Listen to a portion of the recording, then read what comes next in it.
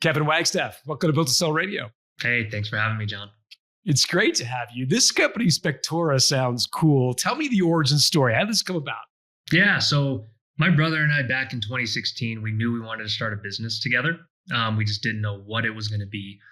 And we read the Paul Graham essays. We followed a lot of people in SaaS in Silicon Valley, and we kind of knew we wanted to start a SaaS company, but we just didn't know how big or have an idea. And we had a friend whose dad was a home inspector, and he came to us and asked us to join his vision for building a SaaS player in the home inspection software space, of all things. And we thought, okay, this is a small niche, small TAM, which we liked. We necessarily didn't want to compete with any big VC-backed companies or How many home inspection companies are there? It's about 30 to 40,000 by different estimates in the US and Canada.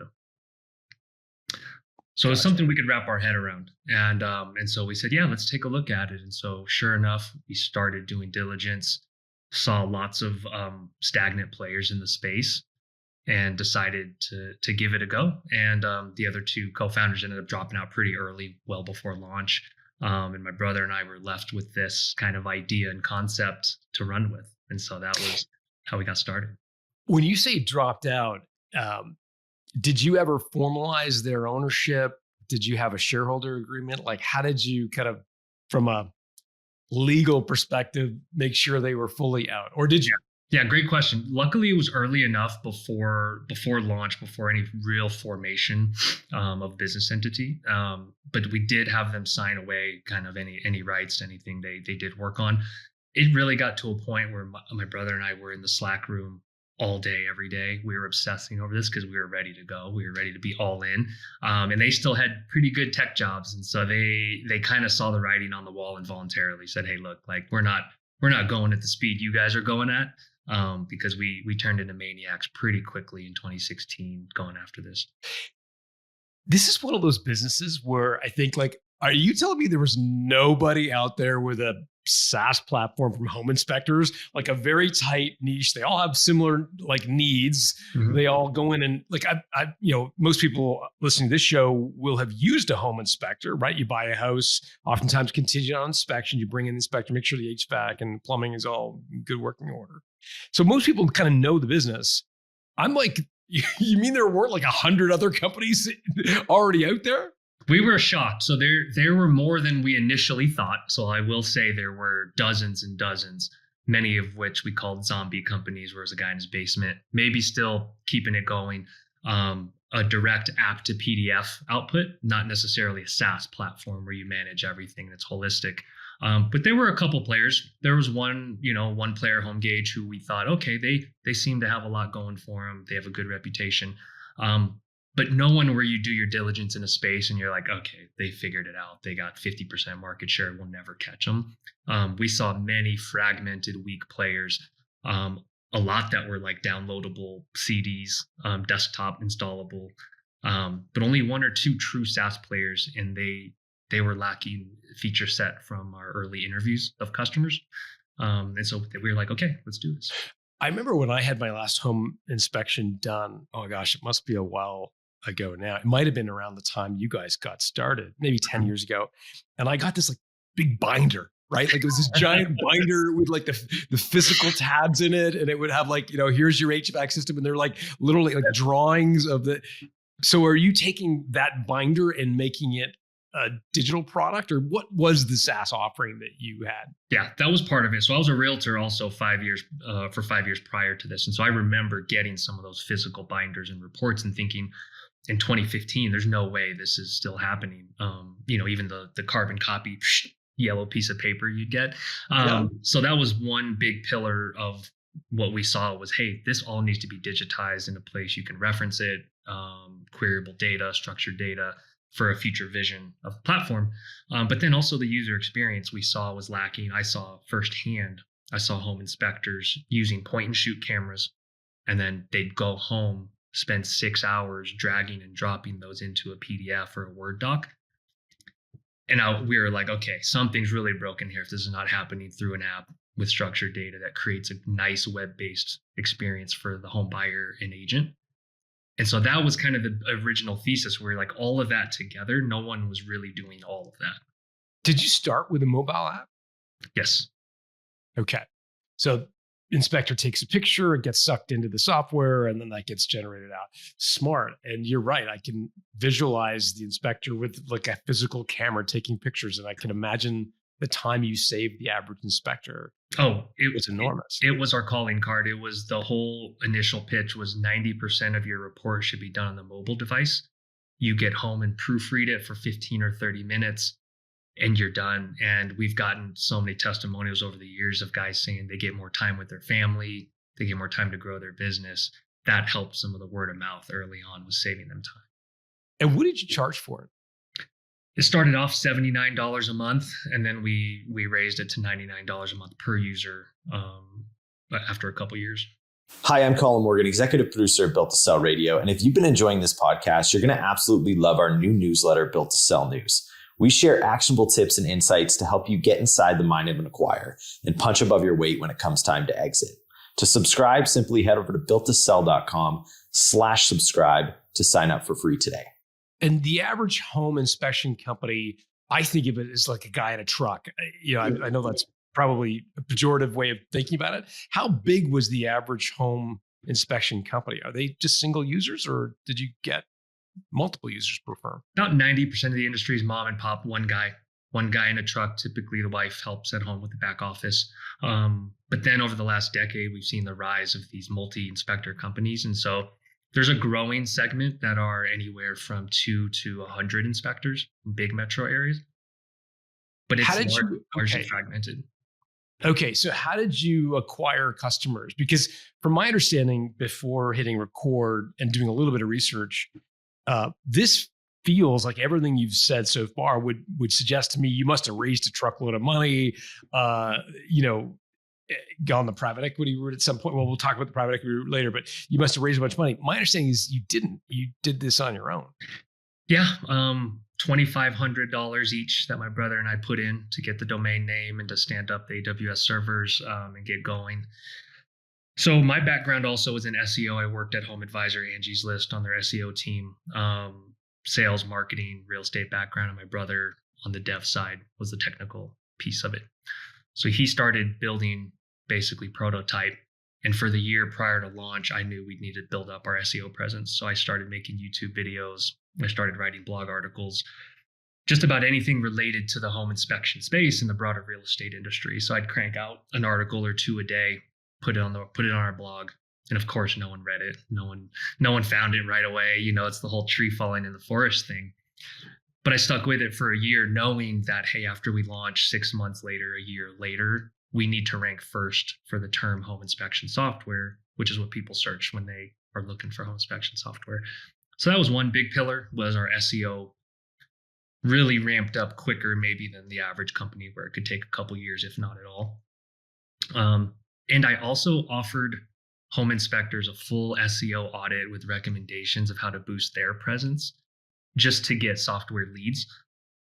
So initially, I was basically on our landing page saying, hey, I'll do a full software audit for you with recommendations and basically give you help running your SEO and marketing for free, just in the hopes they would trial the software. So that was a little bit of a lead funnel early on. Weren't you also, in a way, kind of competing with them? Because I know you wanted home inspection software, but I'm assuming the words home inspection is a very competitive set of words. And to some extent, you were probably competing with them on those words, weren't you? No, because it's different intent. So when you just type in home inspector Denver, you get the list of home inspectors that can perform them. When you type in home inspection software, you see Spectora. And so I was really talking about blogging about how they can run their business, how they can grow their business, in the hopes they'd find our articles and then say, oh, you have software? Okay, let me trial the software. What was HomeGauge's reaction to seeing you guys starting to rank for some of this home inspection software leads? We had a few different competitors, didn't really take us serious for the first year or two. They thought, they say, oh, people come and go every year. Well, they'll be, I read everything. I was on the forums every day interacting with inspectors. trying to answer questions, just learning, just online all the time learning. And you see the pot shots from competitors, and so they're new. Everyone's, plenty of people have tried this before. They'll be gone. And I'm a competitive person. I have a background in athletics, and so I was like, okay, we'll see about that. And so we hung around, and it worked out. Yeah, well, you certainly did. So as you think about the growth, so early days, you got heavy SEO. I mean, you're putting sweat equity into this business, right? Your SEO, your brother on development. So you get the first iteration up.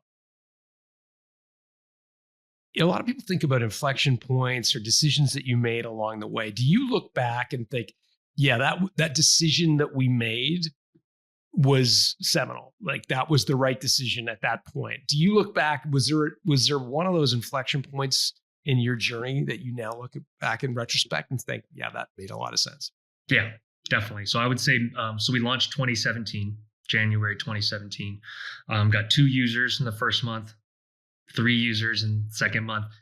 And each user we treated like they were the only person we'd ever see ever. We answered their emails within minutes. Product requests sometimes were done overnight.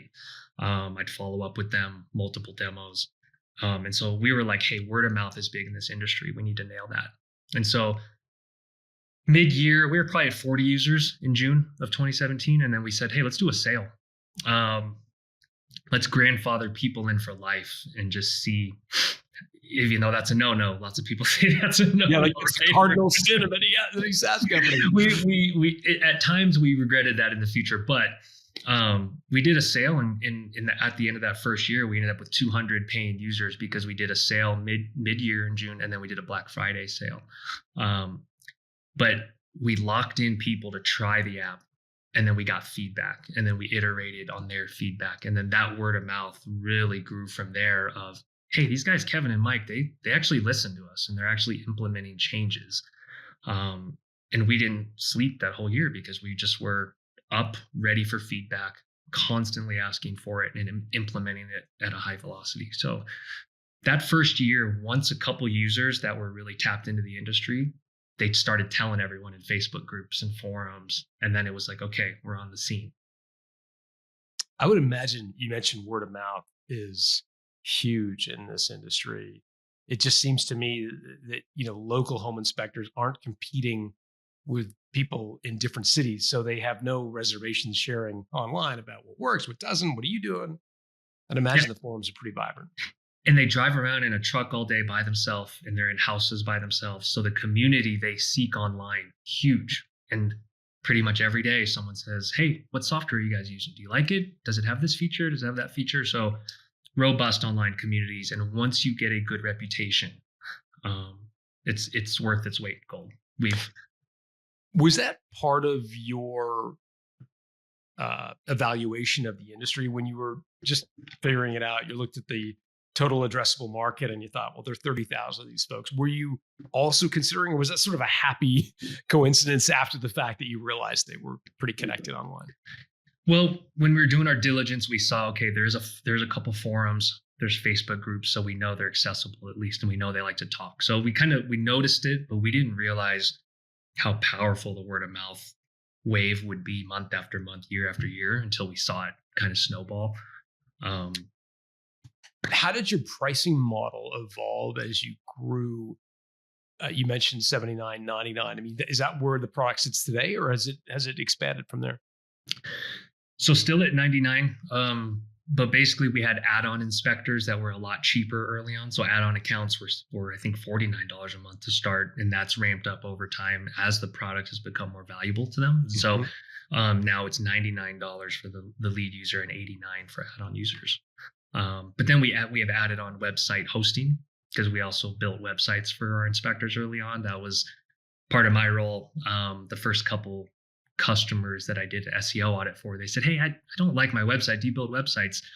In typical founder mode, I was like, yeah, of course we do. And then I went and figured out how to build websites for them. And so we had a couple hundred hosting users in the first year to kind of float us. It actually was more revenue generating than the software.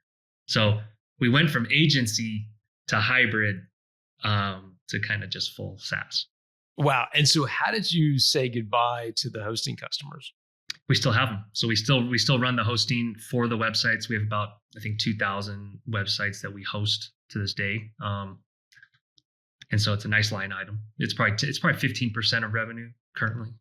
And sticky too, right? Because people are not big fans of changing their providers on that thing. And they're not technical, and you kind of realize people don't want to make changes to their website. They don't want to. It's just a hassle to them. And so by doing edits for them, we do like free lifetime edits that come with the hosting charge. It's been a nice piece to the business. How did you handle the classic challenge of being a service provider as well as a SaaS company? Because service provider, especially something like website hosting, often comes with a bit of scope creep, right? So some customers want you to do more than, how did you sort of put governors around it, or did you?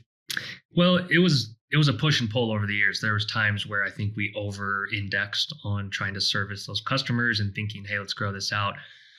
But our core philosophy was you're not going to get the same multiple on agency business on not true SaaS revenue. And so we said, hey, stick to what we're good at, which is hosting websites, building kind of somewhat static, not custom sites, know when to say no, be okay losing customers on that front over the years. And then we weaned off the SEO agency business after the first year or two, because I was managing about 24 full bore SEO. I was writing content, managing their local Google My Business.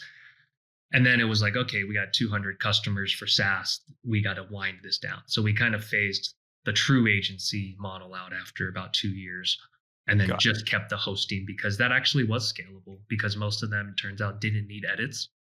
And they would pay $500 a year for us to host their site and be there on call. Yeah.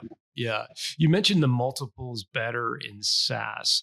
At what point did you and your brother start to think about like what this could be worth, and how, are we going to like sell it at some point? Like, was that like, I'll let you answer the question. Yeah. So 2 years in, so it was 2019. Basically, end of 2019, we had about 2,000 customers, 2,000 subs, about 2 million in revenue in 2019. And that's when the PE emails started coming in. And I later found out they have a number of ways to scan, but they also see LinkedIn headcount. They track a number of things to see when companies typically cross that couple million in revenue threshold. Mm-hmm. So I got an email that sounded interesting from Main Sale Partners. They're a great PE fund out of San Francisco. And so I said, you know what, I'll take the call, see what they have to say. And I learned about the growth equity model that day. I had a call with them, and they said, hey, you don't have to sell it all at once. You could sell a chunk of it, minority, majority. And then in 3 to 5 years, you sell again and you do even better. And I went to my brother and I said, this sounds kind of interesting. Like this seems like you could have your cake and eat it too with this model. Explain growth equity for someone who's never heard that term before. Yeah. So basically it's a piece of private equity that is not like the stereotypical private equity that comes in, cleans shops, fires everyone, leans up the company, outsources, support to another country. They're basically, I would call venture capital for more of bootstrapped SaaS companies that are growing anywhere in the 10 to call it 50% year over year. And so what was this Blue Sale? Is it the name of the company? Main Sale. What was their offer to you? Yeah. So at the time, I believe we were crossing 3 to 4 million in annual revenue. And I think by the time we got to an offer with them, it was a year or so after the email. So they really like to build that relationship. So when you get these emails as a founder, maybe take some of the calls. I wish I would have taken a few more of them early. It felt like a distraction, and it is. But I think you learn a lot if you ask them kind of like, hey, what do you look at? What metrics are you valuing us against? But they valued us at 60 million. And that was around 2020, I believe. 60 million on 3 to 4 million in ARR. Yeah. Wow. Granted, it was for a majority stake. I think it would have been for 65% of the business at the time. So 2019, they're saying you're worth 15 times revenue. Yeah, God, it was insane. Yeah, pretty wild, and we definitely thought about it. What was your reaction to that number? Basically, like, hey, we're growing fast. We basically have been doubling, every year since outside of the first year. We 5x, which is easier to when you're growing. And we thought, man, this sounds great. Like, but we didn't want to sell majority. We thought we had a lot of runway left on growth. So we said, okay, this is interesting, but like, let's keep going. But that's, I mean, that's like, I'm trying to think of an appropriate analogy. Like, a kid discovering that their mom or dad or, some famous entrepreneurs. I mean, that is a huge amount of money to discover you're sitting on, when the business itself at 3 or 4 million in revenue. Like, what did you have? Like 20 employees, maybe 15, 20 employees? Yeah, right around. Small. Had you had some inkling in advance of that SaaS companies trade at enormous multiples? You must have sort of had at least an inkling that it was worth something. Yeah, for sure. We had an understanding, okay, 5+ X on ARR is kind of what we're looking at, depending on what the next tier up of our revenue would be. We did have a bigger vision for not just the home inspection industry, but more of how to help the homeowner post move in. With things like insurance, contractors. And so with my background at Home Advisor Angie's List, we knew that was an untapped market. And home inspectors, oddly, are the second person besides the real estate agent that knows someone's going to close on a house. And so that early access and understanding of a new buyer was very interesting to us. We just kind of knew, okay, there's something there to crack. We don't know what yet or how we're going to do it, but there's value there to an end buyer. What was your churn rate? About 3% consistently a month. And so it turns out pretty in line when it comes to home services, trades. But it is a low barrier to entry industry. Only about half the states in the country regulated at the state level. So like in Colorado, I could go be a home inspector tomorrow if I wanted to. So you get lots of tire kickers, lots of part-timers, lots of in and out of the industry. We were always alarmed by it. So anyone listening, it's like churn is what keeps us all up at night, man. It's like each month we had little pie charts of our revenue breakdown by experience, by how many inspections they did, likely to churn. And we were like, we cannot lose top of funnel, because with our churn in this industry, it's a scary thing. I listened to an episode you did recently, and he was talking about that churn rate of saying, got to keep top of funnel going. And the pressure was always on. Yeah. So I'm just reading between the lines here, saying at 3% a month, that's 36% annually. If I'm doing that math right. That's a third of your customers going out the door every year. Therefore, to continue to grow at the rate you were growing, doubling every year, you must have just been an utterly killing it on new customer acquisition, because otherwise the leaky bucket is just pouring so much water out the back door that you could never continue to grow. So acquisition was just a monumental focus for you, I'm assuming. Yeah, and we did it really efficiently, given the SEO. We started to, I think, rank first for the only keyword we cared about, which was home inspection software, probably by year 2. We went to every conference we could find to shake hands, work the booth, kind of traditional trade show. And then we lived in the forums on Facebook. Me and my brother basically were up all day, all night, answering questions, winning over people one by one. So we were doing hundreds of new inspectors a month, basically, in new business. And then as the months went by, we started to understand, okay, we're actually getting higher quality, stickier inspectors, because the bottom third just churn. You think the bottom third, they fall out, they come in, they fall out, they come in. But the top 2/3 that stay in the industry, we kept winning more of those over. And so churn got a little better over the years, and it's probably sub 3% at this point. But But in the early days, that was the worry, was we're getting new guys. They drop out after 6 months. How do we solve this? And we just basically went up market. How did Mainsail react to that number? It was a concern. Yeah. And then pretty much every other PE that we met with, because we eventually ended up didn't go with Mainsail. That was what they pressed on and said, hey, if we were to knock some off the valuation, it would be for this. But we really pointed to basically all the offsetting factors, which is moving up market, getting bigger and stickier customers, because once they start using a software in this industry, they typically don't change. They really don't like changing software. But to your own point, there's a TAM of 30,000 businesses. There are only so many larger ones, right? This is still going to be a lot of the people, a guy in their kitchen table. Yeah. There's a lot of lifers that are solo inspectors that never want to grow, and so that is a majority of the industry. But then the big companies, it's kind of they've only gotten bigger in the last decade. So we have a lot of companies, we got them when there was 2 or 3 of them. Now they have 20 inspectors and they're doing $1 million a year in business. And that payments revenue has been great and kind of ballooned over time as well. Got it. Did you think about things like net revenue retention or net churn, taking into consideration like upgrades in addition, like subtracting that from gross churn? Did you track those kinds of numbers? Yeah. So we, in our best years, which was shortly after COVID, after that took off, we probably got up to 110 NRR, 110%. Oh, wow. And it's because of hosting, payments revenue, and then we had an advanced add-on product for experienced inspectors. And we charged per inspection on that. So that was $3 per inspection.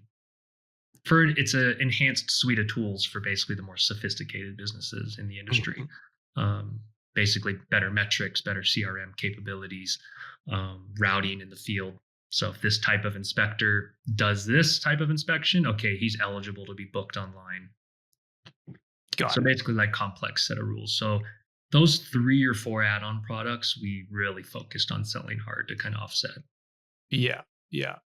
And what was your selling system for upgrades? Did you have customer success people or account managers, or like who did the selling, or is it all product led? Very heavy product led. Yeah. We didn't really add account managers until about 3 years ago. Okay. And so we very product led, try to do everything in product. We used Intercom for our kind of chat support, and we did a lot of selling through that. Just when customers would write in, we'd have them. And so we'd open up that dialogue, start the conversation, poke around the account. And then we just constantly stayed in front of them with things like the podcast. We had active blogs. We had a Facebook group. That was huge for us, was our Facebook group. The engagement we had from users on there. And then anyone that started a new trial, we'd invite them in the Facebook group. So then they could see the conversation around the product, how much our team is in there and cares. And it's kind of sold for us. So our own customers would help us sell new customers. That's interesting. And again, this dynamic of them not necessarily feeling super competitive. If you're a home inspector in Denver, you're not too worried about somebody, mowing your lawn in San Diego. Like that's not really a big concern. Got it. So this Mainsail company says, hey, you could be worth $60 million. And if I understand it correctly, they were offering to buy a minority of your company, right? Not a majority recapitalization. Or it was a majority. Yeah. Okay. The early offer was for, I think 65 or 70%. So it was the standard deal that I think most of these PEs I've learned prefer. Based on a $60 million valuation. Yeah. Okay. How on earth do you turn that down? I mean, like, you're a young guy, your brother's a young guy. This is more money than you'll ever need ever in your life for 5 lifetimes, probably. Yeah. Like, why not hit the bid? Like, that just sounds incredible. Yeah, it's a great question. And I'm looking back at my notes here. We may have been more 5-6 million in revenue. So it may have been a year later. So the multiple may not have been as rich as I initially said, because I just checked my notes. So it's like 12 times 5 million. Yeah, like it's still huge. Still a great environment. And they flew us out to their CEO summit. It was in Napa, and having good wine and food, talking to other founders. And we're like, this is the life, man. Why would we not do this? And we really strongly considered it. And we spent lots of nights deliberating, talking about it. You know, you get the money in your head, you start seeing it, you know, when you wake up, you start seeing it in your account. But we just really saw how fast we were growing. And we had some initiatives on the table for the next year or two that we felt so strongly about, that we were going to continue to grow. And we said, you know what, these will only get better as we continue to grow. And so we really had a commitment to get to a certain level. We kind of had an arbitrary number of getting to 10 million in revenue. You know, is it a round number? Is there something behind that? I'll have to think about that more. But I think we had a bootstrapper's pride to say, bootstrap to get to 10 million sounds really cool. Let's see if we can pull it off and double down on ourselves. But it wasn't the first offer we said no to. So we had a large competitor, we'll call it a home services marketplace company that competed with HomeAdvisor, came to us when we had, I think, 300 customers, and said, hey, we'll give you $100,000 each, $1 million in stock, or we'll just build a competitor and make it free and wipe you out. And we were terrified, John. we were like, we didn't know. We were young bootstrappers at the time. And the CEO flies out to tell us this to our face, by the way. It was a terrifying meeting, and he was really polished, this guy. And so we thought about it. We said, wow, $1 million in stock in this company that, you know, may or may not make it because they have a lot of debt. This is one of the home service companies that lets you give a 5-star rating to your local plumber and they're home service marketplace, like a Thumbtack or HomeAdvisor, Angie's List. Got it. Competitor to them. And I'm not sure how long these NDAs last, so that's why I'm not mentioning their name. But no, that's cool. But I think just so people understand the category. So this guy rocks up to Denver and fancy suit and so forth and says, we'll give you $1 million in our stock. Yeah. And $100,000 each, or we're going to put you out of business. We're going to squash you. Yeah. And did he say it with a smile on his face, or, you know, like, was it threatening, or like, how did you take it? You know, he was very professional because he's a very polished PR. You know, I've seen him on CNBC, you know, afterwards, and was like, okay, he's a good PR speaker. You know, he talks the talk well. He's done this before. But it was intimidating, man. Yeah, we walked away and said, like, should we do this? Could we grow faster under the umbrella, you know, of this company? You know, it looks like they're rolling up companies in the space. You know, they ended up buying our biggest competitor a couple of years later. So we've been competing with them, but it was a cool moment to kind of be shaking in your boots and saying, like, you know what, man, F this. Let's double down on ourselves. Like we know what we have. We believe in our skill sets. F that. Let's do it. What was your evaluation of their threat to compete directly with you? Well, we looked at everything they had going on. We went and looked at their financials because I think they were either public or soon to go public shortly after. So we said, okay, like they have lots of initiatives they're going after. They seem like they just want to buy things up as opposed to truly build in the space and invest in it. So we said, that's not going to come off as authentic to home inspectors. We have relationships. We are like, these guys have our phone numbers. We text with them. We know their families. We know their dog names. Like, we're like, no, like that. Let's stick with the authenticity and building brick by brick. If they want to roll something out and it's free and they can beat us product and authenticity wise, okay, we might have to live with that, but we don't think they will.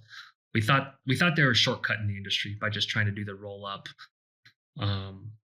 create a cheap product, give it away for free. And we're like, no, let's stay premium, and then let's raise prices. Let's go even more premium was kind of our counter narrative to it.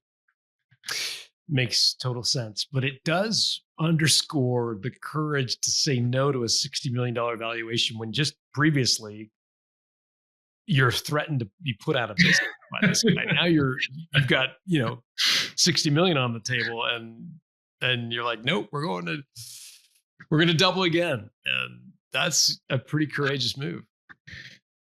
Well, thank you. We almost second guessed it when, March 2022, when interest rates started going up. and we did a formal process. So we started, I don't want to jump ahead too far, but we started a formal process with Houlihan Lokey, great bankers, Chris Goff. I just caught up with him a couple days ago. He's been mentioned on your pod, I think by Tyler Smith or someone else like that. But amazing bankers. We weren't sure if we were big enough to hire a banker, but we did some research on Reddit and a couple other forums. And it said like, okay, like if you're knocking on, the door of 50, 60, 70, maybe 80, 90 million dollar valuation, you should probably get a banker and run a process to make it competitive. Mm-hmm. And so what was Chris's first reaction when you told him the numbers? He was excited. Yeah. Chris, yeah, they flew out, him, Glenn Kruger, who's at Raymond James now, both amazing professional bankers. They were excited. They thought there was appetite for the deal. Granted, this was at the end of a 10-year zero interest rate policy environment. As you know, this was the beginning of, I think, a rise of 5% in 16 months of interest rates, which we all know hit our industry really hard. So we met with them at the beginning of that interest rate hiking cycle, which is pretty gnarly in hindsight to think about. But they were happy to take us on and say, hey, like let's basically get all your numbers tidied up, metrics. Let's get our story straight, create a deck, and we'll do a roadshow. You guys will come out to San Francisco, present to a bunch of PE firms. And what was the number that they were most concerned about? Churn. Gross or net? Gross. Yeah. Yeah. They said, hey, like, what is the story and the path to overcoming this, and why does it happen? And when we dug into the numbers, it was people going out of business. So we lost at that time probably at most a dozen customers due to actually leaving us for another software. And so like once we dug into the reasons and the revenue of the companies that were dropping, and we saw it for 3, 4, 5 years in a row, it was, okay, this is industry churn. So the bottom third just replaces each other each year. And so once they saw that, they said, okay, as long as you're winning new logos that come into the business, that's what the PEs eventually cared about. It was like, are you getting visibility to new logo growth? Mm-hmm. And did you get a sense that you were like, how many customers are you at this point? Let's see. So about 9,200 subs. So 9,200 subs against a total addressable market of roughly 30,000. Yeah. So you're already at a third of the market is using your software. Did anybody in that roadshow express concern that maybe you were reaching a point of diminishing returns and there was a point at which you penetrated the market, each new customer was going to become more and more difficult to acquire? Absolutely. So that explained, I think, the large range of IOIs that we got. So our IOI range was insane because some said, hey, limited TAM, we'll give you 4X on top line. But then in some of those road shows, part of the deck was like, hey, we have a best-in-class inspection product in home inspections. What about commercial? What about fire safety? What about environmental inspections? And so we TAM'd out all of these adjacent markets. And then we also looked at the homeowner and insurance basically after the sale, what that could lead to. So we purposely mapped out a second and third act in our deck to present to say, hey guys, if we max out our industry, say we get to 50% market share, cool. Maybe it's a $150 million business, maybe. But if we monetize the home buyer and have all these other products that we can stack on and go to adjacencies, okay, now we're in that 300, 400, $500 million range. It gets really interesting. And so our bankers really helped us map out those scenarios. I want to make sure that my audience understands the acronyms you've thrown out. So IOI, indication of interest, usually a precursor to an LOI, a letter of intent, but a notional sense of what somebody might be willing to pay for a business, but it's relatively early and informal relative to an LOI, which is a bit more formal. And then TAM, total addressable market. We've thrown that around a couple of times, but basically the size of the prize, how many customers are out there that you could go sell to. So that's helpful. So you're getting a range of sort of valuation, everything on the low end from 4 times revenue for folks who are worried about the size of the TAM, and then up from there. What was the sort of higher end on the IOI range? One thing I'll say too on the IOIs is it plays with your head, because when bankers take you to market, you get these IOIs back, which mean nothing. Like they really look at it and do some napkin math and throw something out that's not binding. And so we look at this chart of IOIs. We got 16 IOIs after going to market and whittling it down, which was amazing. We were so excited. Oh my gosh, 16 people want to buy us. The top end of the range valued us at 130 million. And this is in 2022. So that was about a 12x top line at the high end of the range, and then 4x. And this just goes to show that time period when rates were stair-stepping up, how no one knew what was going on. Like, it was insane. Some of the smartest investors on the planet, I believe, are in private equity. And the range was, our bankers said they've never seen anything like it, just because it was such an uncertain time. No one knew how long rates were going to be elevated for.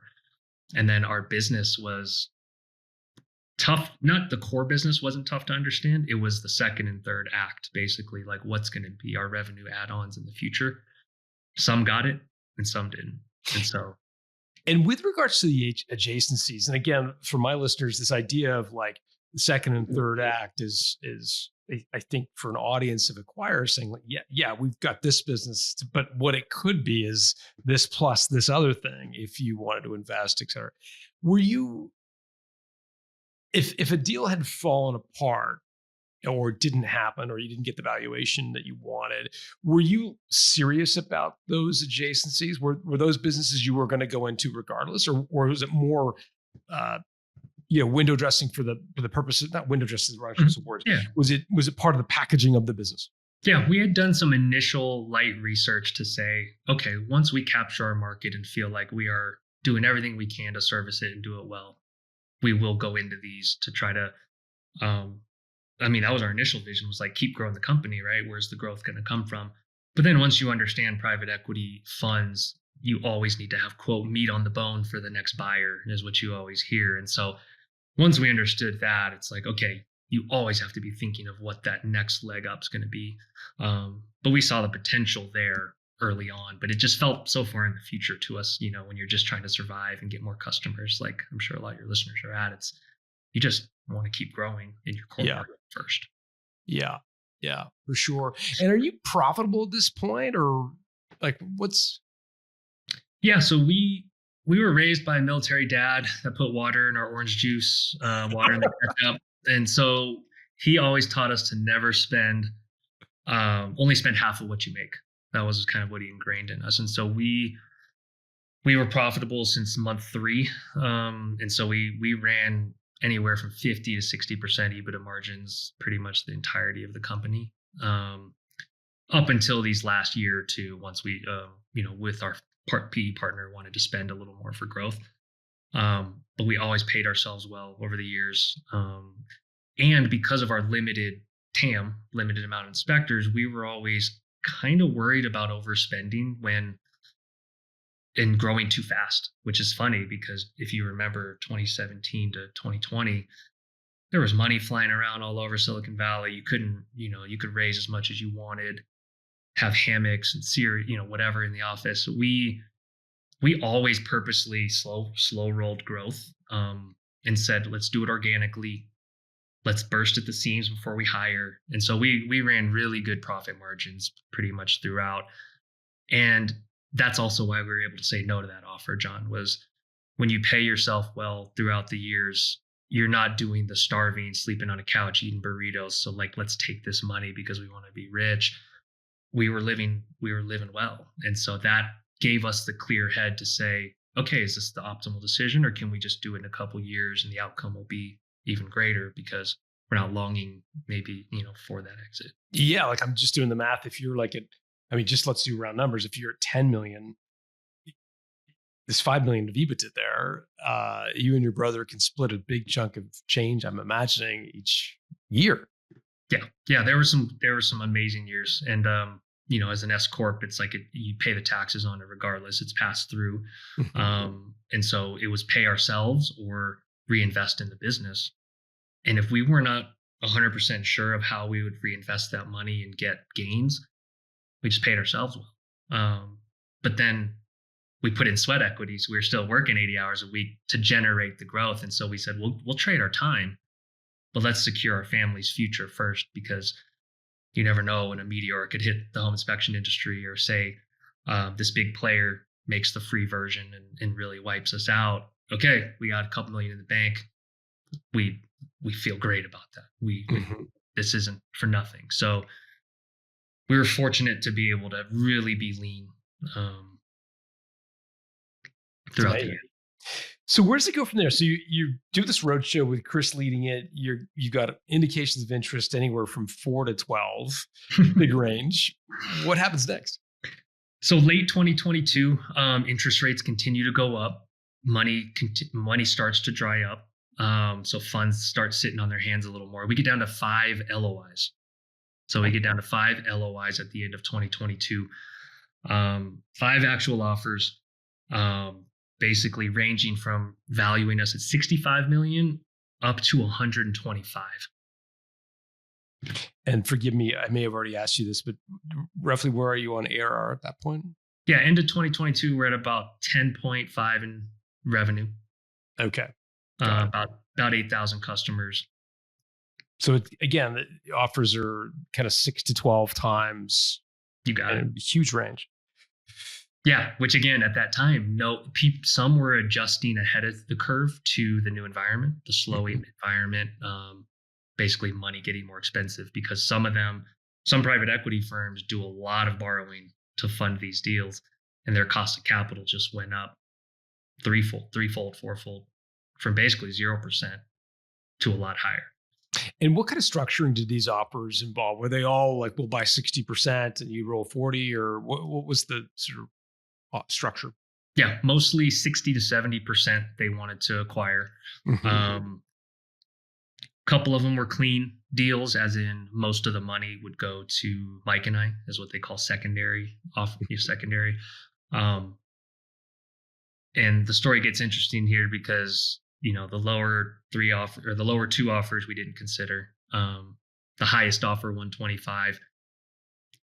He flew out. We had dinner with him. We loved their ethos as a firm and fund. Really excited about it. They drop out late 2022. The environment, they just kind of want to see how next year plays out. So we're heartbroken. We're just, you start seeing that valuation, and you do the math. That's a lot of tens of millions of dollars. So he drops, and then we're down to 2. So we have 2 LOIs that we go into basically diligence with together. One of them wanted exclusive. Our bankers said, no, let's do diligence side by side, basically to the finish line. One was at 80 million and one was at 95. Again, structure? Pretty straightforward for both of them. Secondary, they just wanted to be in the business and wanted to ride up the growth and kind of. So I think one was 60% and one was for 65% of the business. Okay. And for my listeners' edification, that you're reinvesting the other 40%. In other words, you're becoming a minority shareholder in a larger enterprise that has ambitions to grow again, and that's the when they say roll over your equity, so that would be like my brother and I still owning 20% of the business, continuing to operate it. A lot of them want that, but then they are the majority shareholder and can call the shots, control the board. Yeah, so 60% of 80 million is a check for $48 million divided by 2. Like, this is life-changing money. Life-changing money, right? So we're excited that 2 got to the finish line. We're kind of feeling like, wow, this environment is brutal. If I were to title the blog post, it's like, here's how to sell your company in the worst possible time in history, in modern interest rate history. Right. Because if you rewind back a year and a half prior, when we went to the main sale event, we talked to their recent portfolio companies, and they were getting 12, 15x multiples on ARR. So our brain somewhat was still anchored to the past, which was like where it was monopoly money getting thrown around everywhere. And that is not the case in late 2022. So you got two offers on the table, bunch have fallen off. So I'm imagining you're getting a little nervous. One's at 80, the other's at 95. Where does it go from there? Yeah. So one of them has a very strong specialty in vertical bootstrap niche companies like ours. That was the lower offer. So they knew they would be the better partner for us, was reflected in the offer. The other was basically like a fund that spun out of commercial real estate investors. It just seemed like they wanted to splash some money around in tech. So we went with the lower offer actually and signed an LOI in December of 2022.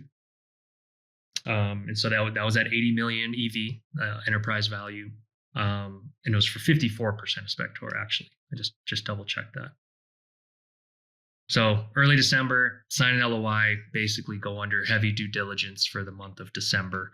And keep in mind, this is an environment where after each month ends, you look back at last month's numbers and you're like, oh, growth is slowing. Like lost more customers than we're used to.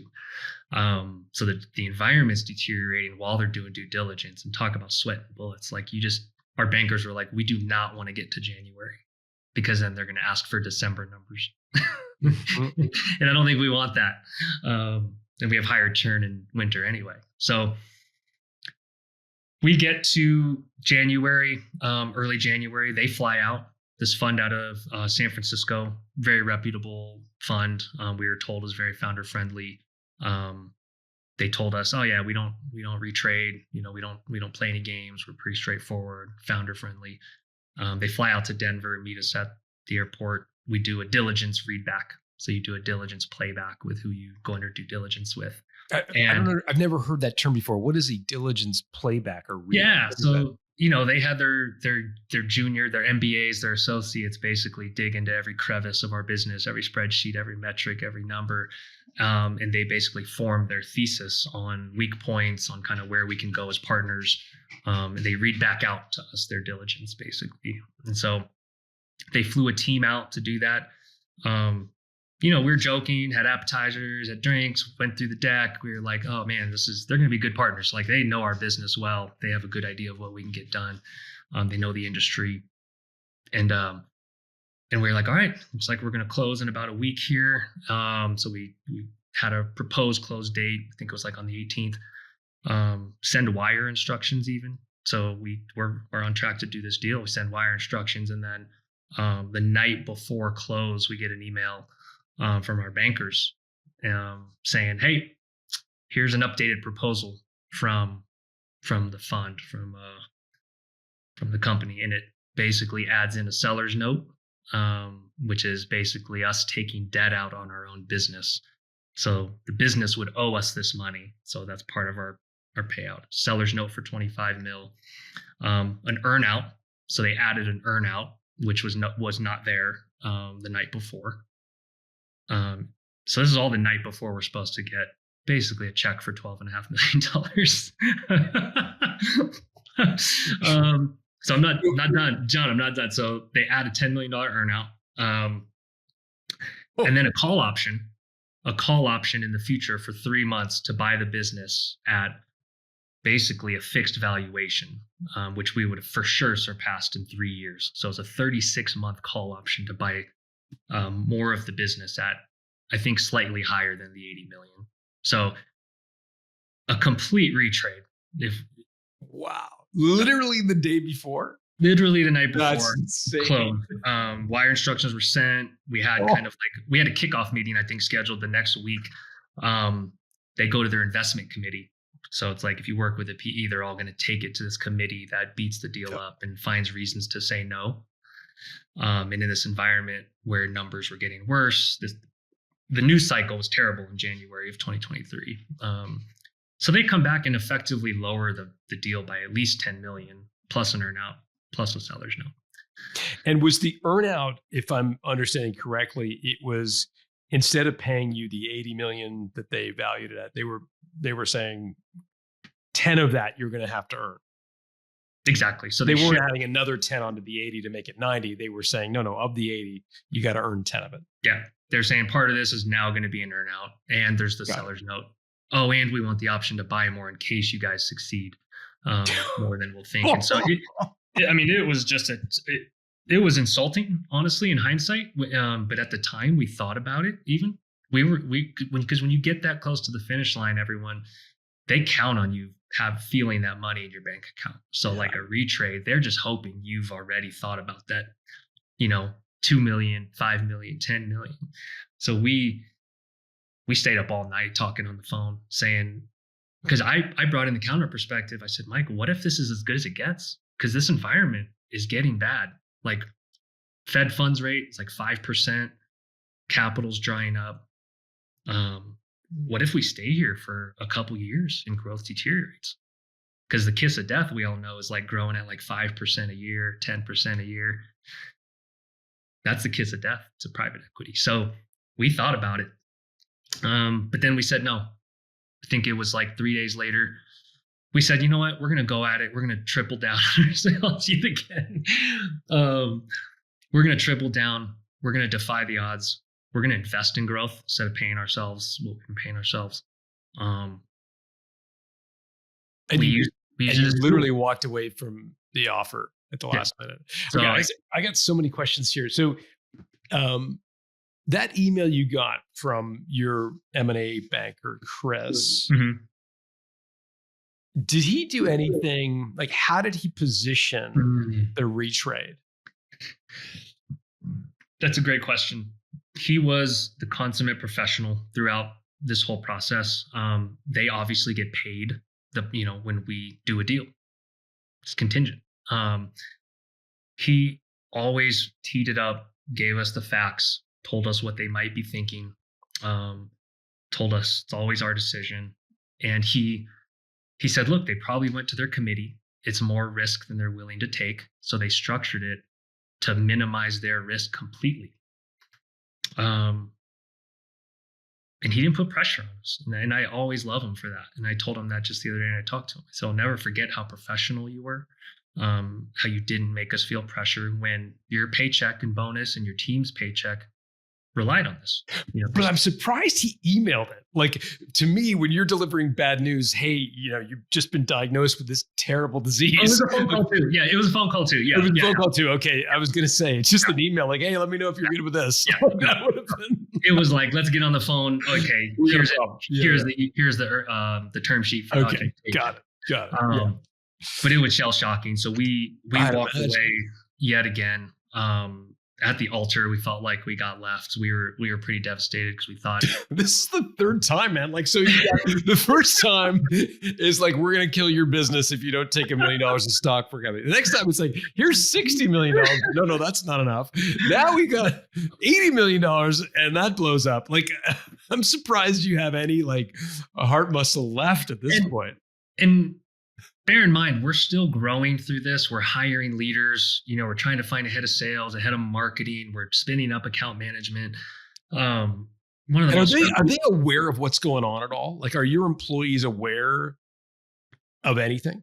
Our leadership team. Yeah, we kept the leadership team because we felt an obligation and duty to them. Say, hey, like you guys have to know what's going on with us because we're going to be in and out. We're going to be in diligence meetings. We're going to be needing documents left and right. Did they have stock or do they have options or? Yeah. So a lot of our leadership team had phantom equity, which fast forward in the story, we fought to make sure they got paid out no matter if we sold majority or minority, because typically it would only pay out in a change of control. Yeah. I'd be curious though, again, and this might be getting into territory you can't talk about. I totally appreciate it if you can. And the reason I'm asking is I'm trying to see how material the payout would have been for them relative to the job security of working for you guys. So like these numbers on the table, 80 million, 90 million, would that have equated to a year's worth of salary, half a year, 2 years, 10 years, like roughly ballpark it for me so I can get a sense of like how excited they were that you were doing this versus like begrudgingly giving you support? Yeah, we're for the earliest employees and the biggest contributors, we're talking a couple $100,000, Okay. up to $500,000. Okay. So Okay. significant payout for years of work. And at the same time, not such a huge amount of money that I'd imagine that they would have had some, and I don't want to put words in their mouth, but like some mixed emotions about this, because everybody knows when private equity comes in, their jobs are on the line. You know, it sounds like a lot of money, but when you think about it as a percentage of your salary for like, if I get blown out here as a result of this, like were people, how excited versus not were people about doing a deal? Were they kind of neutral to positive, or like, no, like, give me a sense. I'm sure it ranged, but. Well, mostly not excited, Okay. given the perception of private equity. And so Right. there was many heart-to-heart conversations. We even had our leadership team meet with the fund we were going to work with, and then the fund we eventually ended up working with. Lots of meetings, lots of get to know yous, lots of walks and heart-to-hearts of like, hey, look, you took this job largely because you believed in Mike and I, and vice versa. Please know that throwing a smoke bomb and running out of the room is not our style.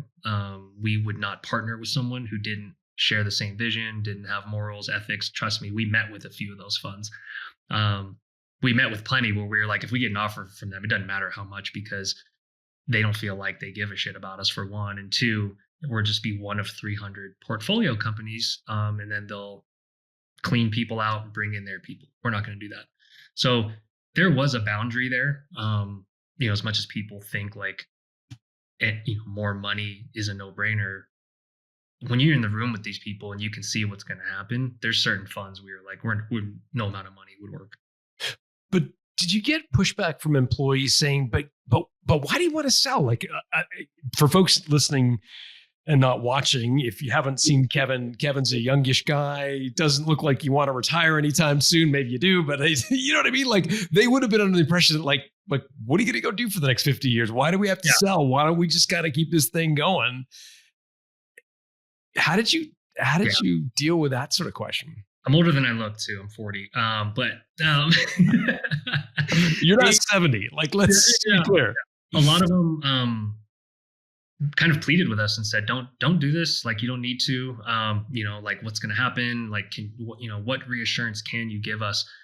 Some of them were like, hey, look, I understand. I've seen how hard you guys have worked for the last 7 years. Like, I get your health suffered. I get your family suffered. So it was balanced and arranged, but we really explained to them the sacrifice, the blood, sweat, and tears. We were still in debt as a family when we launched Spectora. I think I went back and checked. I had $9,000 in the bank when we launched, and 45 in debt from various things like a HELOC, student loans, things like that. So those were the kind of conversations of saying like, look, like, I don't expect you to fully understand what it's like to be a founder that put it all on the line, showed up every day, stopped exercising, lost friends for years. Like, that's probably relatable to a lot of people listening, where you're like, this is everything to us. Lived and breathed it, truly did. And that's part of why we're in business too, is to make money and to exit someday. And so like, some of it was some hard truths for some people to hear, that like, our heart and soul can be in this. We can love you, and we also do this for money too. That's okay to say that an outcome, it can be a win-win all around. And that's what I think was hard for them, because I think some thought if you get a bunch of money, company goes to shit. And I don't think that's always the case with some of these newer private equity growth funds, who they understand the business more than you think. And they have operators on their team that actually integrate with your team of people that have worked in SaaS businesses, not just MBAs. That live in spreadsheets. Big difference. All right, let's go back to the deal. So $80 million. The day before it's supposed to close, they retrade across 3 dimensions, totally changing the deal terms. Your M&A banker kind of walked you through their thinking. You decide to walk. What was their reaction to you walking? I'm so glad you asked this, because I forgot about this fact. They said, let's go back to the original deal terms. Really? So wait a minute. They say, okay, we're going to do $25 million seller note, $10 million earn out. The call options over 36 months. So they could basically lock in a buying price for more equity. Yeah. And then they literally said, okay, don't worry about it. All three of those go away. We're just going to go back to the original deal terms. Yeah, that's worse than just the retrade. So the retrade, and then we say we're walking. Then they say, no, just kidding. We'll go back to the original deal terms. And we're like, can't be serious. Really? And then we said, we're for sure not working with you guys after that. Holy shit. This is crazy to me. Okay, so they literally basically just walked away from the whole thing. So good for you for calling their bluff. But this obviously left you with a sour taste in your mouth. After that, we just said to go back and forth, and to make it even worse, I think we had to push back the close of the deal. So if you go back to early January, because one of their investment committee members was on his honeymoon or something. So like there was just a lot of weird stuff that led up to this whole, okay, here's a worse deal. Nope, just kidding. Here's an original deal. So we walked and said, nope, we're good. We're good. We really are good. We're just going to keep growing. We're going to defy the odds this year. Okay, what did Chris say at that point? Because he's like, no, I got you the deal you wanted. What are you talking about? You're leaving again. So professional. Not a hint of resentment. He understood it. He understood it because he was there for all of it. He talked with every fund we met with. He said, look, I get it. We're in this business for the long term. We're all about relationships. And he stood on his word. And I'm glad he ended up getting paid when we did the deal later in the year. So let's go there. So you walk away. Where does it go next? So we just double down, triple down, quadruple down, wherever we're at this point. So we start hiring more leaders at that point to plan for growth, to plan for battle in 2023, which was a tough year for most of us in SaaS or in a lot of parts of the world, most industries. So we go to MicroConf. Have you heard of that conference? Sure. Rob Wallenkampf. Yeah. So sure. It was in Denver that year. So I went in April, and I'm in the bathroom at the urinal, and the guy next to me starts talking to me while we're peeing.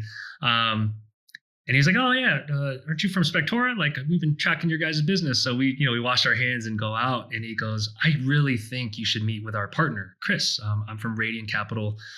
We've been keeping an eye on you guys. We were in the process the first time. Would love to meet with you guys. He'll come to you." And I was like, his name is Barack. He's awesome. He's still there. I was like, Barack, we're not taking a deal, man. We have PTSD. We got left at the altar. You don't know what we've been through, brother. I said, we're just going to grow, 20, 25% this year and go back to market, next year. He was like, Chris will come to you. He's like, and I was like, okay, if he'll come to the Starbucks down the street from my house, sure. Why not? I didn't even want to do it. I was just like so over it at that point. But he had a good vibe. They reminded me of Mainsail. I was like, okay, these guys they get us. They're not big PE. They understand our markets. So Chris comes out, Chris Livingston, great guy at Radiant. He's no longer there. He went to Vista just recently, but he was so down to earth. And he said, look, I love the business. We've been watching this space. We know the industry. What do you guys think? I said, we got chiseled down on the last one, got retraded. I said, we got to be valued at 100 or else we're not even going to think about it. And he said, I think we can get close. He goes, we love the business. We're ready to deploy capital. They're a young, hungry fund, which I really liked that because they want these deals to work. They want companies to grow. You're still in that 10, 11 million ARR at this point? So yeah, this is mid 2023. So we're probably at a run rate of maybe 12. Okay. At this point. So 8 times ARR ish. Something like that. Yeah. Yeah. And so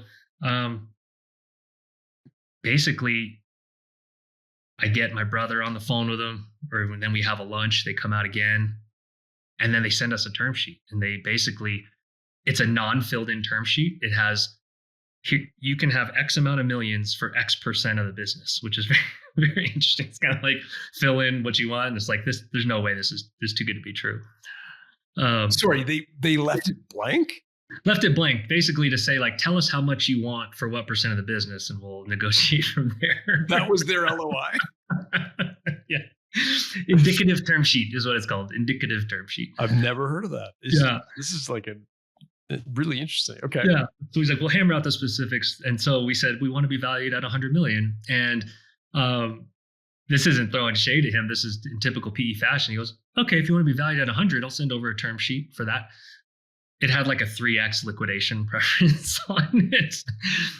So just know that the PEs can value your business at whatever you want as a founder, but then they have so many ratchets and tools to basically chisel down the value. So 100 can really be 70 million based on them putting in liquidation preferences, meaning they get all their money back 3 times over before you get $1. So that we were like, okay, we see what you did there. Like, let's do 1x. What would it be at that? And he said it'd be at 90, as in 90 million. 1x liquidity preference. Liquidity preference, yeah.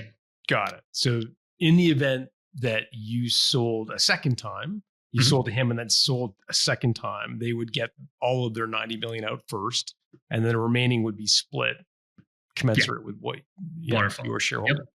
Got it. Okay. And so we loved their vibe. We loved how hungry they were. We met with some of their ops team. My brother flew out to New York for their CEO summit, and they really won him over there by being so down to earth and authentic, very, sharing their journeys. And Mike was like, these are people I want to be in business with. Because I was already sold on Chris from when he came out and met with me. So they were going to do 90 million with a 1x liquidity preference. What percentage of the business were they willing to buy? 49.9%. Okay, that's interesting. Usually these things are majority recapitalization. What was their thinking there? Well, our bankers later told us that they felt our numbers and kind of how efficient the business was and kind of market positioning basically on all their diligence. They thought we were a top kind of quartile deal. And so they said, you can ask for, minority, see what they say. And we did. We said, we want to maintain majority, maintain board control. That's the deal we're willing to do.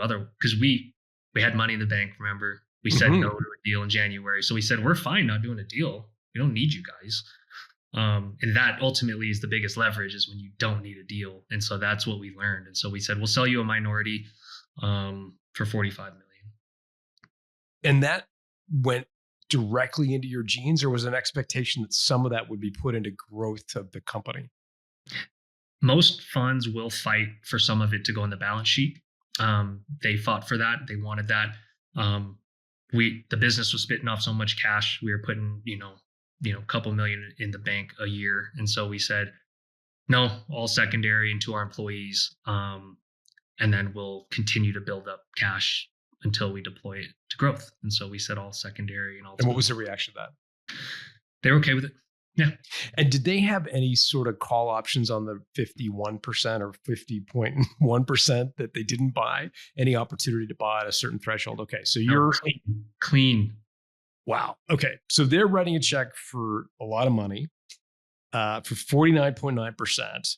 Did they ask for additional board members or different class of shares or anything? Literally, they were minority shareholders. You Yes. The two brothers could basically overrule them. Yep.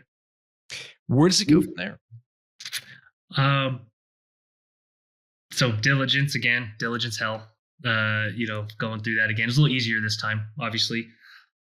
So we closed the deal August 21st, 2023. I'll never forget the day. I celebrate it every year as I call it Deca Milli Day or Deca Milli Day or whatever. Close the deal. The wire hits, and it's forever money, man. It's unbelievable. Sitting in this very office. How did you tell your dad? What's funny is that he's such a frugal kind of military guy that, old school, doesn't really talk about money much. I think we told him for weeks. I don't think he heard it or understood that the quantum of money. They were so proud, so happy. And I don't think it hit him until the benefits of it started showing up of hey, we're going to fly first class to Europe. You're going to lay down and sleep for this flight. And then we gave them a big gift at the end of the year to say, go travel wherever you want. Please live your life. Enjoy the rest, enjoy your retirement. I think it hit them over time. I don't think he grasped it right away. For a guy who's cutting your orange juice with water when you're a kid, It doesn't feel real. Yeah. Must have been a pretty big deal for him. It doesn't feel real, but yeah, it has become real the more, generous we've been, and just thanking them because of the values they taught us. We tell them all the time, they're the OG bootstrappers that taught us how to manage money, how to be frugal. And so all the credit to them. And what a cool experience for them, seeing their sons achieve such incredible success. It's one thing to have one kid be successful, and obviously you hope all your kids are successful, but to see your kids do something together must have been very rewarding for them. They were just so tickled that we remained close, that we worked well together. Everyone always asks, like, oh, that must be brutal working with your brother. And this would go for any co-founder relationship. We had such complementary skill sets and stayed in our lanes and only consulted on each other's lanes that it really was beautiful. And when you're so focused on winning, it's like, what serves the goal? We didn't let our egos get in the way. Maybe it helps that we're pretty different. We grew up differently in different ways. And so, yeah, it was a great relationship. And I understand there's a postscript to the story, which is that you more recently sold an additional tranche of the 50.1% that you didn't sell. Yeah, so we sold another 20% in September of 2024. And that happened. We fully intended to run the business and get it to the next sale. And once we got through the initial deal in 2023, we started operating, started learning how to, put together decks for board meetings, run board meetings, work with a PE partner, speak the language. And we got into this cadence where it just didn't feel authentic, didn't feel fulfilling. We didn't know how money would change us. It's didn't change us in a big fundamental way, but in terms of what motivates you, what excites you, it really becomes real. And so the management, the OKRs, the KPIs, the meetings, we thought we're truly not serving the business in the best way in terms of organizational leadership, organizational communication, lots of skill sets we didn't know we lacked until we felt it. And you're like, this is why professional CEOs get paid a lot of money. This is why they're great at this. And so we came to Radian hat in hand and said, look, like, we genuinely think there's a better person that can lead this company. We will still be around. We will still contribute. We have deep industry knowledge. We have, departmental knowledge, but we think someone else could take this business to 30 million revenue better than we could. And they were great. They stuck by their word and were great partners. They were like, oh, we get it. We understand this happens. Let's do a search. Let's do a CEO search. But part of stepping down also involved selling equity. Those two things are different. So how did the conversation of selling equity come up? Yeah, it kind of coincided to say, hey, look, if we're going to be out of the day-to-day and not have as big of influence, we think it makes more sense to sell more equity and to kind of let you guys be, in the driver's seat, kind of make decisions, control the board. So they thought that made sense as well. And how did the valuation multiple on that second tranche evolve from the 49.91? Basically, we asked for a higher price because we said, hey, we think it's interesting to say, hey, because you guys are involved with the business, we think it's worth more. So it's asking them to essentially admit that they're worth their weight in gold, which they really were, which is the beautiful part of it. And the business continued to be resilient throughout 2023 and 24. So that helps. Continuing to hang in there at 15 to 20% year-over-year growth in some really tough years in real estate, basically a recession. We said, hey, it's only going to be upside once rates drop. So we kind of want around the same multiple. I think we split the difference. It ended at 110 million valuation for the next 20%. Got it. For the Series B, if you want to call it that. I mean, what an amazing story with so many twists and turns. I am so grateful for you sharing in so much detail. It's fantastic. Are you up for a quick lightning round before I let you go? Yeah, let's do it. This has been fun. All right. So what's the slimiest trick? Sounds like the retrading was got to be up there, but what was the slimiest trick that you experienced an acquirer or investor trying to play on you, on preying on your naivete? It's got to be that retrade days after looking you in the face in person, saying all the right things, and then just the way it went down. I love the fact that they asked for the wiring instructions. That's really, really good. You're living with that money. Yeah, you're committed mentally, and then to just say, nope, let's unmarry each other. What's the biggest mistake you made in the process of selling your company?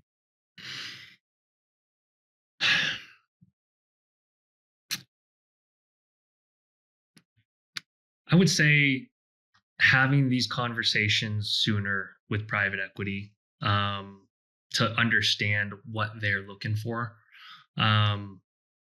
Because you start talking this language when you meet with them, and when they start asking you in diligence, and you feel off guard, you feel insecure, you feel like you don't know, you feel like you're on defense the whole time. And so like just being more direct with them from the start, and not holding back, and not being humble, and not saying this isn't my place, or just saying like, well, what would make us worth that? Okay. Like what normally do you see? What are your, what's the average churn in your portfolio companies?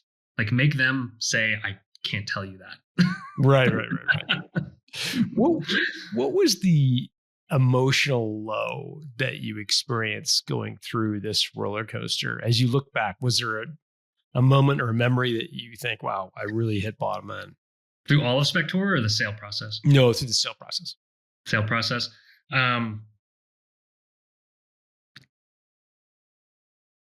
It had to be the sobering moment of getting to the finish line, and then saying no deal with an uncertain future, with an uncertain interest rate future, where you were like, you're looking at the numbers, you see the millions, and then it's like, no, rug pull, it's gone, back to work, back to long days, back to being in the trenches, back to not knowing when the next offer could be. Because stuff gets in your head, I got advised by a dozen people, and some are like, hey, there's no guarantee there's offers in the future. And then you're like, oh my gosh, this could all go to shit. What about the emotional high? Do you remember the moment? Yeah. So me and my wife love the show Billions. I don't know if you've seen it. Sure. Yeah. So Bobby Axelrod, they put a caviar on pizza as their thing, kind of their ode to their roots, where it's just like a Brooklyn style pizza with some caviar on it. So after the deal, my wife and I went to Carlsbad for just a little getaway trip, and we went and did that on the beach. We put the caviar on the pizza and had a bottle of champagne on the beach just to celebrate and have our little Billions moment. So we enjoyed it. That's awesome. Where do you get caviar in Cabo? Is that like a Carlsbad? Carlsbad. We went to a grocery store and they had it locked up. It was like a store employee had to come unlock the cabinet. Are you sure you have enough money for this, sir? Yeah. I know I didn't look like I'm a beach guy, so I was probably wearing board shorts. What resources did you use to educate yourself about the process of selling a company? Is there a book you can point us to? Anything you can point our listeners to really get educated about this process? Never Split the Difference was a book my brother read. Chris Voss, great book. Yep. Yeah. Built to Sell radio. I listened to one of your pod episodes. I think it was maybe Tyler Smith, maybe, I can't remember his name, but like hearing the negotiation process, hearing kind of the steps and how it went was great. And then lots of Reddit research. Interesting. So Reddit strings. I'm not a Reddit guy. So like there's strings on selling your business, or there's strings where people are fairly like they're anonymous, so then they're able to be more forthcoming. Fat Fire, I think there's maybe a couple threads. And then our bankers were just such a great resource. And like some people say, I know on the lower end micro SaaS, they say don't hire a banker, but I'm like, I got an MBA from, I learned from them. It sounds like it for sure. So the trophy you bought yourself was this caviar pizza. Was there anything else you bought yourself to commemorate the win? Similar to one of your recent pods, I got a Tesla Model Y, which is not, a terribly special, vehicle. But like once I test drove it, I was like, this thing is smooth. The difference is I was thinking about a Porsche Cayenne. but I wanted the Miami blue color. So I got the Tesla Model Y, wrapped it in Miami blue. So it's a little unique. It's kind of cool. So if I see some dude driving around in a Tesla Model Y Miami blue in Denver, I'll know it's you. It's me. Exactly. Yeah. And I saved like 70 grand by getting the Tesla instead of the Porsche. That's awesome. That's awesome. Well, I know people are going to want to reach out. You've doing some work on X and some threads on X. What's the best way for people to reach you and say hi on social media? Yeah, probably Twitter, X, Kevin Wagstaff 3. I don't know who the first two Kevin Wagstaffs are, but that's the handle I ended up with.